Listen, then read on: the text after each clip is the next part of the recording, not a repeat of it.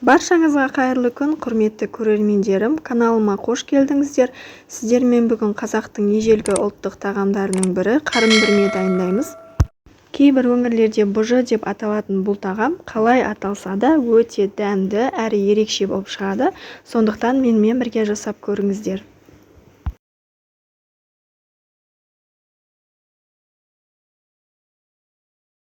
Ең алдымен осылай 4-5 картопымызды алып, сыртын ашып, жуып тазалап болғаннан кейін орташа формада кесіп турап шығамыз.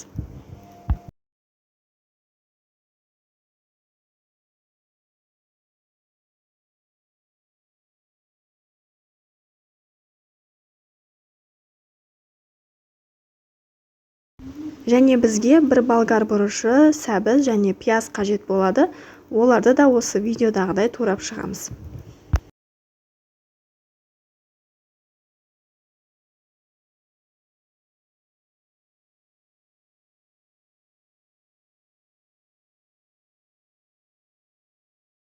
Бұл тағамның ерекшелігі осы видеода көрсетіліп тұрған заттардың барлығы бір қарынның ішінде пісіп шығады. Яғни біздегі маңызды нәрсе қарын. Жылқының қарнын алдын ала жуып, тазалап дайындап қоямыз. Барлығын турап болғаннан кейін дәміне қарай тұз және қара бұрыш салып араластырып аламыз.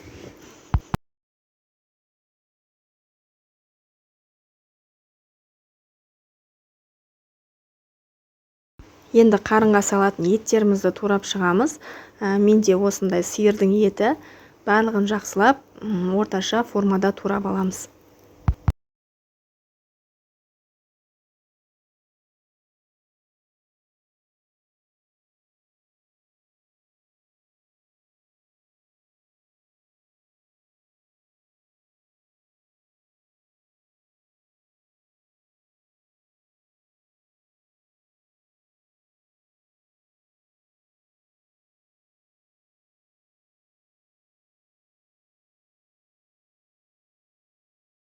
Және осындай арасына жылқының ішегін қосып жібердім. Негізі қандай ет араластырсаңыз да өздеріңіз білесіздер.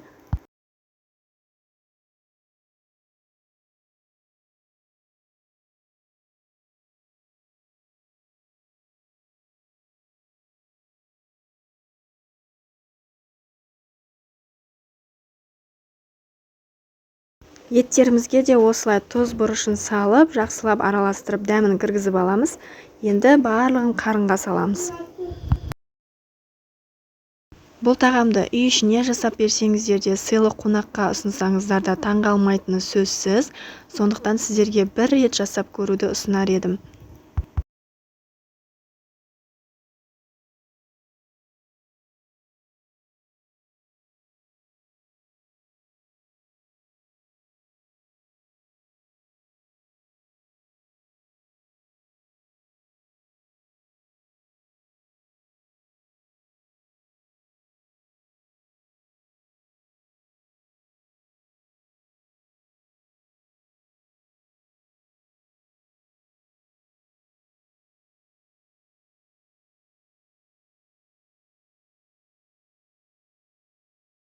Барлық етті салып болғаннан кейін ішіне бүтін қазыны салып жібереміз.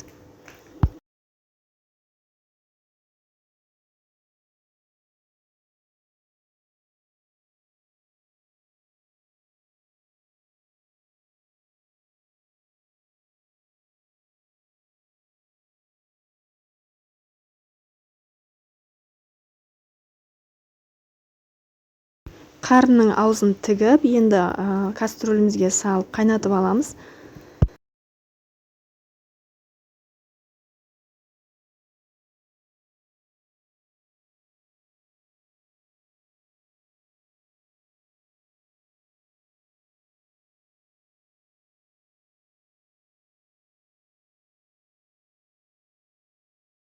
Осылай суы қайнағаннан кейін бетіндегі көбіктерін алып тастап, астын өте баяу етіп қоямыз және 3 сағат қайнатамыз.